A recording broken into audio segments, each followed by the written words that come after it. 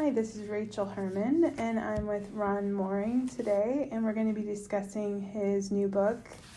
We're going to talk about Relative Hearts. Do you want to talk about this one too? Sure, why not? And The Boy Who Reads in the Trees. Thank you for coming here. Thank you. Do you want to start talking about your journey with poetry and how it began and when it began? The title of the full-length book, The Boy Who Reads in the Trees, that just came out, that's me climbing a tree with a book to get away from things that were going on when I was a kid. Mm-hmm. So the trees were my safe space. And so this is a title that I've been carrying for the last 15, 20 years. It took that long to write this full-length book.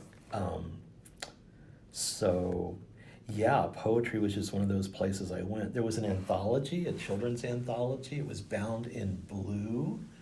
I have never been able to find a copy of it, but if I ever could, I would buy it in a heartbeat. And it had short stories and poems in it, and I memorized several of the poems and carried them around in my head. And I think that's just been a lifelong place that I go to. I had an MRI a couple years ago, and they're loud hammering, blah, blah, blah. And I'm just reciting Walt Whitman and Robert Frost and Emily Dickinson. And they said, "Do you want any music?" And I said, "No, I got poetry in my head. I'm cool." And so it's just so one of it was those your things. Comfort. Yeah.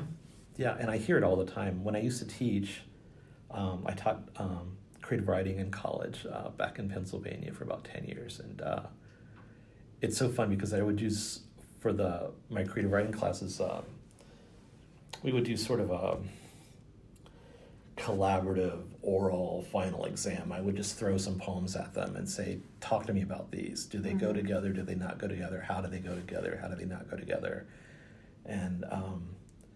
And then, the sort of open-ended, "So what did you learn this semester?" And my students would all say, "Doodah," because we talk in meter a lot of the time. And once you start listening for it, you start noticing it everywhere. And that's based on a thing that happened when I lived in Houston for many years. And I used to take the bus to campus. I take a bus downtown and then take the crosstown bus to campus. And there was a fellow who was digging through the trash for pop cans. And there was a woman in a business suit who said, "When does a crosstown bus arrive?" And that man pulled his head out of the trash can and went, "Doo-dah, doo-dah." And I've never forgotten it, because he heard the meter in what she was saying, even if she didn't hear it. And then I heard the meter in what she was saying, and I thought, oh my gosh, poetry has just connected me to this person, this random person on the street. Yeah, so I used to tell my students that all the time, and I would get them to really listen to that. And so they'd say, "Yeah, doodah, we learned doodah." And it's if you learn nothing else, if you learn doodah, you're starting to develop and train your ear to hear meter. And poetry's more than meter, but meter's a lot, because language wants to have a pattern. So yeah, anyway. I digressed. No. In my Ways of Reading Literature class yesterday, our professor, Dr. Carlson, said something like poetry is music, it's spoken music. And I think that really ties in with what you're saying. You can hear it. It has its roots in the oral tradition. I mean, that's how poems were passed along. Someone memorized them and sang them to someone else. So, and they've tied music to healing. Absolutely. So it sounds like poetry was a healing for you in a way. Yeah. It was helping you. It was my good space, my good place. It still is. So yeah.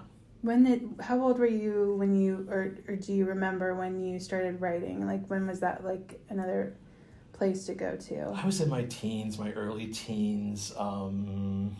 I wrote really bad poems. I think we all did. Imitations of Wordsworth. imitations of Edna St. Millay. I mean, good poets to try to emulate. Nothing wrong with that. I'm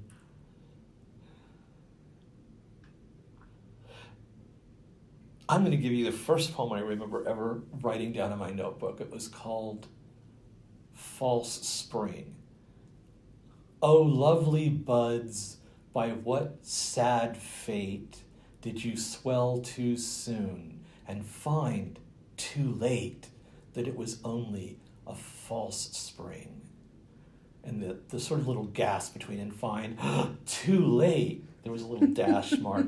It's really, really dramatic and heightened, but it has form and it has meter and it has rhyme, and not too bad for a 12-year-old. So whatever. Yeah, I think I've never shared that poem with anyone, so there you go. Thank you. That's awesome. I have nothing to lose. No. I mean, I think that similar to you, poetry definitely was like an anchor, especially like Emily Dickinson's story. She was so isolated, and she left those little scraps. And I remember doing that, like tearing envelopes apart and writing and like hiding in places. Mm-hmm. And her poems just like an Emily Dickinson poem will keep giving you more content and more associations, and it just keeps unfolding. It's like those little paper flowers when you drop them in the water and they open, they blossom. Mm-hmm. Yeah, her poems are so loaded with so much in such economy of space. I don't think I could ever write like Emily Dickinson, who could, but I mean I couldn't even aspire to that. I'm more on the Whitman side. I like to go long and then trim it to whatever it needs to be. So yeah. It seems like from when I was reading, you kind of explore in your memories, like you're like I feel like when I was reading some of your poems, like I was walking next to you as you kind of went through this journey in your past. Yeah, this is the second full-length book, and the Relative Hearts, the chapbook. I had been working on my second book for several years, and I thought it was done, and then I realized it wasn't, and I took it all apart, and I got into this, I don't know what happened, but I started writing these new poems that felt like they might be part of the book. Mm-hmm. And so what I did is I started a chapbook that had a certain arc to it, which was, the family, my family, and the trauma that my family went through, and just the current sort of challenge of we're all aging. I mean, my younger sister's just about turned 60. Mm-hmm. And so almost all of us, except the baby who's in her 50s, almost all of us are in our 60s now, which means my mother, who is in her 80s, is, the matriarch who is way out there on the far edge, and we're all just like ducklings behind her, getting old. We're all getting old. She'll say something like, well, those gutters need cleaning, but none of you can get up on a ladder. She said, what's the point of having kids if you're just going to get old and you can't help around the house? I'm like, okay, yeah. Interesting dilemma. But then, so then I gathered up. The chapbook was kind of I wasn't sure how I felt about the poems as a collection. I wasn't sure there was enough there to hold together, to be compelling as a collection, and I sort of floated it as like a trial balloon. Like, is this working? And Lily Poetry Review Press said, yes, and we'd like to publish it. And that was really, really encouraging, because shortly thereafter, the full-length book landed too, and it was just like, okay, this is good. This is going to be fine. I'm going to have another book out, which I have spent the last 15 plus years publishing other people's work with my press, Seven Kitchens Press. It's poetry chapbooks. They're hand bound. I do all of it myself. I bind, I print, I trim, I bind every copy. And I've published since 2007. I've published 210 chapbooks, which is a lot of poets. Published Phoebe Reeves a couple years ago. We were at a reading at Claremont County Library in Milford, the Miami Township branch, and Phoebe read,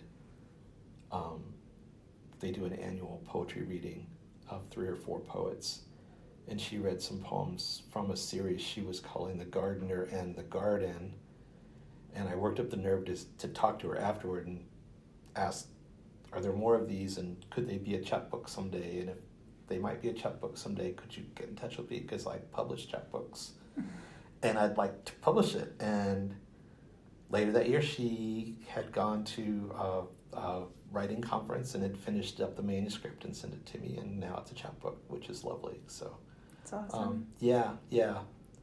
So are you, from my perspective, it almost seems like you, because you love gardening and you love to be outside and you love to, it almost seems like it kind of goes into your work with your press, like you're collecting beauty to share with the world almost. I love finding voices, finding new voices. I love, someone said, I'm sending this manuscript because a friend of mine was published with your press, and she said, Ron likes odd ducks. And I said, I do. I like odd ducks. I will publish the thing that like strikes me in an interesting way, whether it sells or not. Oh well, but it's not a profit making venture. It's an amplifying and a lifting up of as many diverse voices that I can manage, and sometimes, instead of writing my own work, I'm doing the work of publishing others' work. So to have both of these books come out at the same time, essentially, is really strange to me. It's been a long time since I had a book out, and I have to learn to make time to talk about Ron the poet as opposed to Ron the publisher. So yeah. Do you feel like what you've published has changed your writing or added to it, or have you? I know, like with me, Phoebe always says, to be a poet, you have to read poetry.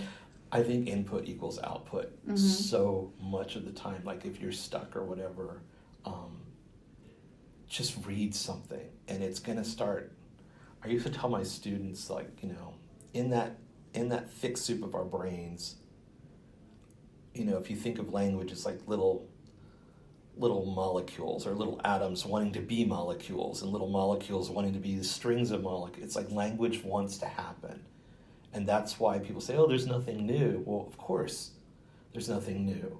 You can kind of boil things down to the bones, then you can identify the bones, and there's only so many patterns, right? But it's the soup that matters. It's the soup that matters. It's the rest of it that matters. And it's unique because it comes from you. That's what makes it the new thing. So I've lost the question. I'm sorry. I was transfixed with what you're saying. Yeah. I was saying, I asked if your poetry has grown with all of the work that you've published. Have you has it helped your writing grow? One great example I can give is I'm working on a project. It's an unending project. It's called Catches and Stays, which is a title I've been working with for 15 years now. And in catches and stays as verbs, like something catches in you and lingers, right? Also catches and stays as in hooks, as in actual physical tools. And what I've been doing is for each of the chapbooks that I've published, I go back and I jot down a few lines that really like kind of stick in me, like hooks in me, and then I write a poem around one of those lines. Oh, that's such a great idea. And 200 and some chapbooks, that's, I don't know how to collect those and do anything with them per se, but I'm doing it as a project, which is basically I get to sit at the table with that poet's language and see what it brings out in me in a poem. And I love that process. And every time I do one, every time I make one, I will send it to the poet and say, this is what I did with your line, and I just want you to know that this is what I did with your line, and are you okay with it? Like if it ever goes anywhere besides my notebook, I want you to have seen it first. And they're all like, yes.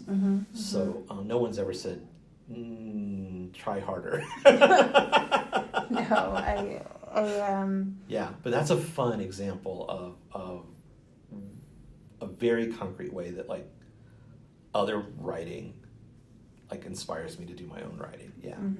Yeah. Well, do you want to read one of your poems for us before we continue? Sure. These are I'm going to read from The Boy Who Reads in the Trees, the first poem, because it kind of sets the tone of the book. I don't necessarily believe that trigger warnings are necessary in this case, because if you read the blurbs and if you read the first poem, you'll know what's going on. This is family trauma stuff, and not all of it. Some of it's actually funny, and we'll read one of those too. But this opening poem is called Torture, and it very much is from the same territory as Relative Hearts. Torture. Wait in the car, she says, and lock the doors. We pack inside sticky candies in a crushed box. Thirsty. Our bare legs pasting together, imprinted by the itchy stitching. My finger probes the ripped seat, rubs the dried out cushion inside. The yellow foam crumbles at my touch. Like an inchworm, Mark wriggles over the back, plops into the driver's seat, accidentally knocks the horn. We freeze, cower. Of all things, this is the most forbidden. Tinted, reflective blue, the bank windows gaze back, coolly blank. She's taking her time, he says, his lanky voice dry, laconic, relentless in the wavy heat. She's gone out the back. I squirm around to look out the rear window. There's a robber inside. He's locking them all in the vault. They're gonna suffocate. I think of the food in the trunk. Even now, it might be starting to spoil. I'll have to drive us home, Mark says. My eyelids are red when I close them. It's from the blood inside. The window's too hot to touch. I count the dried, dead bees.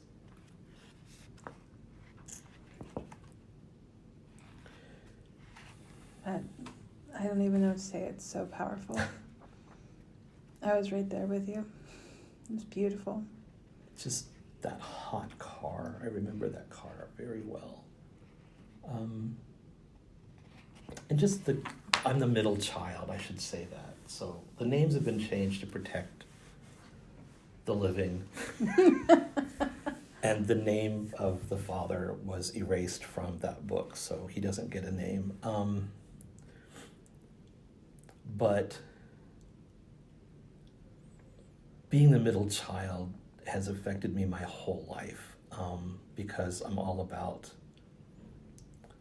equity and parity and everyone getting a fair share, and it all comes from that, I think. And also the anxiety of being a middle child, of like making sure or worrying that everyone should be safe. So that still affects me in my adult life, and that probably won't change. But I think those impulses are there in that poem too, that kid who's worrying about everything. Mm-hmm. Did you feel compelled to try to fix everything too? Sure, absolutely. Mm-hmm. Yeah. And if you can't do it in real life, you do it in poetry, I guess. Mm-hmm. You write the ending that should have been the ending. Or you go outside and garden. Or you go outside and take care of get your hands in the earth, or you go climb a tree, which I don't do anymore, but I used to all the time. I don't either. All the time. Yeah. So. And do you feel like after you write this do you have any kind of closure, or is it still like, are you still working through it in the back of your mind? Or you don't know? I think that this book, I'm not going to say I'll never write another poem about that subject, but I think when I finally realized the structure of this book, it's in 2 parts. Mm-hmm. And one part is sort of the spiraling downward into a pretty horrific event that happened in my family. And so there's the danger signals, and there's the anxiety and all of that, as well as humor, because it's a family and we used to laugh at the most awful things because it's a release. And then there's sort of the second half is sort of the ramp that leads back out, like the slow climb out as we become adults and learn to be who we are in our adult lives and kind of try to accommodate or overcome or heal from the things that happen to us as individuals in that family and as a family as a whole. So, and then as I said, the father doesn't get a name. I was afraid that was going to be kind of gimmicky, but I talked to my editor about it, and she said he doesn't deserve a name. Mm-hmm. And I said, okay, that's fine. It's just a blank line wherever his name might appear in the poems. And to me, as the reader, that comes off like you're reclaiming your power. Yeah, because the truth is that I was named after him, so I'm like a junior. So my name is his name, but so that's a strange inheritance. I think that poem is in the chapbook. Let me find it if it is, because that might be a thing. So speaking of the name and the blanking out of the name, and I did write a little sonnet called Shouldering His Name, like carrying his name, because it is my name. But in the book, he doesn't get a name. Ron Mohring is me. Mm-hmm. Ron Mohring is no longer him. So anyway, Shouldering His Name. His front tooth had a tiny pit he'd flick with his tongue when he smiled. Like mine, his eyes were blue. He quit job after job, stayed self-exiled, plotting revenge in the basement for years. When Mom tells the story of how he attacked his sergeant and got locked up, she looks away. Imagine, pregnant, 17, she's staring through a thick glass door as he rages. She gives him one more chance. I get his name, her fear. He blows himself away. What for? Some nights he still breathes in our ear.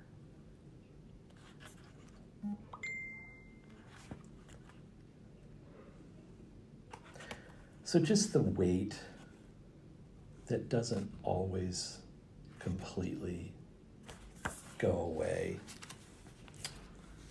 of having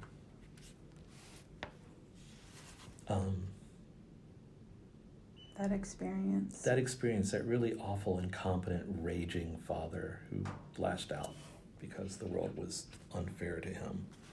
Well, But look at you.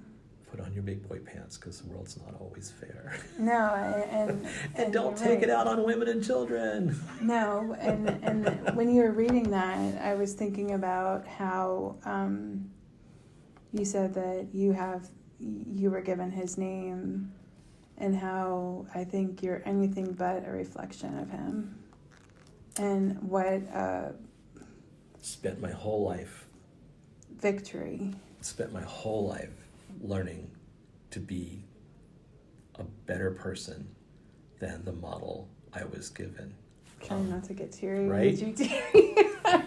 Also middle child, so Mm-hmm. You want things to be good. You want you want people to be whole, you want people to heal, you want things to be fair. So that affects me a lot. I mean, our our family dynamic is really interesting. I like the one poem where you mentioned taking care of your mom. Yeah. That one made me chuckle. You don't have to read it. I just thought that one was really good. Is there anything else you'd like to share? It's really interesting. My family knows that these books are out, but I don't know that they're going to read them. And I think I'm fine with that. Yes, I understand that. I think completely. I'm fine with that because sometimes the portrait is not a nice portrait, or there's something that seems true to me from my perspective that may not be the way they see it. But I have to honor the poem, and I have to know that I'm doing my best to tell it the way it seemed to me, the way it was for me. Right. And we all got very lucky. My mother got away from this man when I was 16, and she eventually remarried. And my stepfather, whom I consider my father, my true father, was a wonderful man. And I want to read a poem about him. Wonderful. It's called Soap. And the setting for this is I'm sitting in the parking lot outside the small college I was teaching at in Pennsylvania as a visiting assistant professor. And I was completely unprepared for class that day and feeling like maybe they won't eat me alive, maybe they will eat me alive. Oh, well. Right. And just noticing the world around me as I always try to do. So this is called Soap. All this week, we've heard the geese so high, their voices seem directionless, everywhere or nowhere. But today I spy a rangy mass, tangling and untangling, weightless knot whose strings shift and weave in seeming disorder, the whole mass writhing and calling, a flung tangle of loose ends billowing, not a V among them. I sit in my car, windows down, to better hear them, pummeled by late February gusts, counting down the minutes, telling myself it's nothing to be unprepared. I can think on my feet. The students won't smell my hesitation and turn on me like jackals. It's nothing to feel hollow and windblown, your confidence scrubbed raw like filthy parking lot snow refusing to vanish.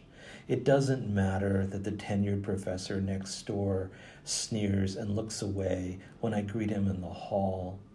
And I remember my father saying the worst, most shameless bickering he ever faced was when he was a teacher. My father who one day pulled off his shirt and leaned in so I could see and touch the small rectangle embedded beneath the skin of his left pectoral. "Isn't that amazing?" he said softly. It was the size of a bar of hotel soap. It gave us 8 more years with him. The geese have gone upriver. Now it's just the wind. My dear father, who daily sank into his chair like an astronaut preparing for departure, loving this earth he knew he would be leaving. What of anything I have to do today could ever be so hard?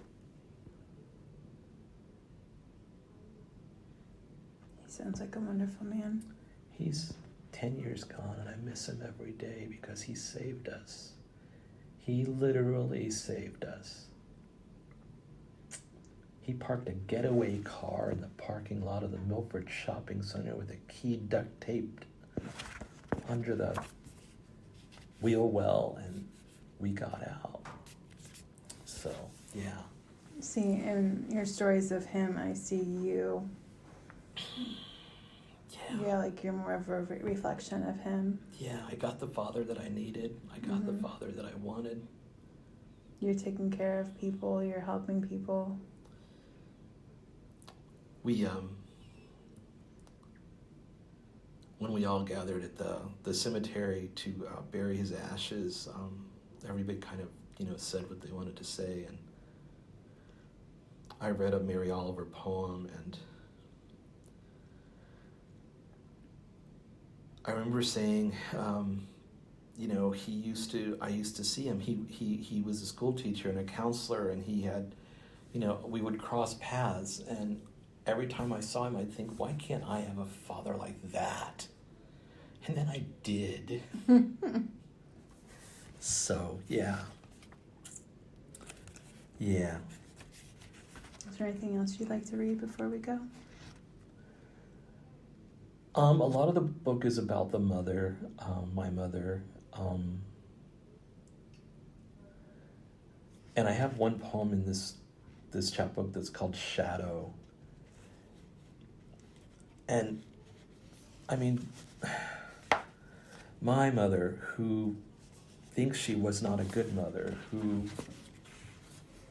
I keep telling her every day, kept us alive, kept us safe, did everything she could do. And yet sometimes the kids will turn on whoever's there, which in this case was the mom. And this is a poem where we kind of turned on her. And yeah, it's called Shadow. An eagle, she cried out, then clapped her hand over her mouth as we spun to the picture window, then burst into laughter. The ragged crow settling like torn tar paper in the saucer magnolia, then laughing along, its ripsaw cackle, just one more voice calling her stupid. Eagle, crow. Who knows why she saw the one inside the other in that moment? With what longing she had conjured from its untarnished eyrie a creature that would never deign to descend to our level. The hand too late to put the words back, our jeers sticking to her like tar.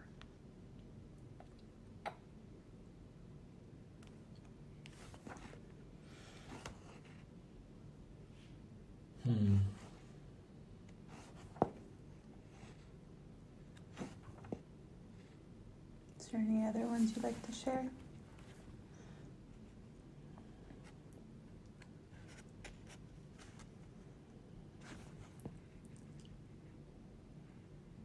I guess the final poem from the chapbook, which is the last poem I wrote for the collection, has this sort of almost biblical phrasing in the title. It's called, "And They Were as Leaves in a Wind." The imperceptibly slow dimpling of old glass. To it, must we buzz through rooms at near warp speed, blooming then aging in time lapse? Wind-flapped petunias spill pink from the stump we once climbed, finding water in its massive, hollow limbs. Beneath the asphalt parking lot, spotted carp would rise like dreams to feed on old bread flung to slap the pond. The children clap, mimicking the sound. The fish respond, jeweling the water. Then winter, and my sisters lace their skates. Then suddenly we're circling the small carved box that holds our father's ashes. Someone reads a scrap of poem, tosses the paper into the hole. Someone helps our mother to the car. She's a landslide, a monument in slow collapse, a laughing girl on a beach in 1954, flashing white teeth for the camera, 20 years from finding the love of her life. Beautiful. What was the line there? The jeweled. What was that? The fish respond, jeweling the water. I love that. That's like the perfect line. I miss that pond. There's a parking lot where that pond was. Beneath the asphalt parking lot, spotted carp would rise like dreams. And now they're just, memories. There was a spring-fed pond that we used to go down to and throw old bread, and they'd come up, and it was just magical. Yeah, everything's magical. And some of it's horrible, but most of it's magical. If you look for it. When you're a kid, and it's Right. still there if you look for it. Yeah, absolutely.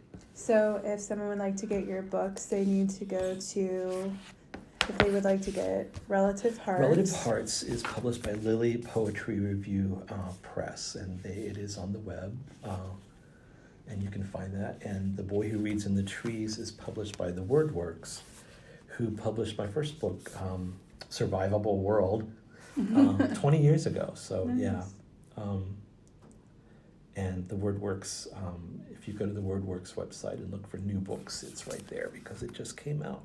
That's wonderful. Thank you. Thank you so much. Me. Yeah. It's very fun. Great. It was emotional. Thank you. Well, it will be, yeah. Right? Right? Poetry. All right. Thank you.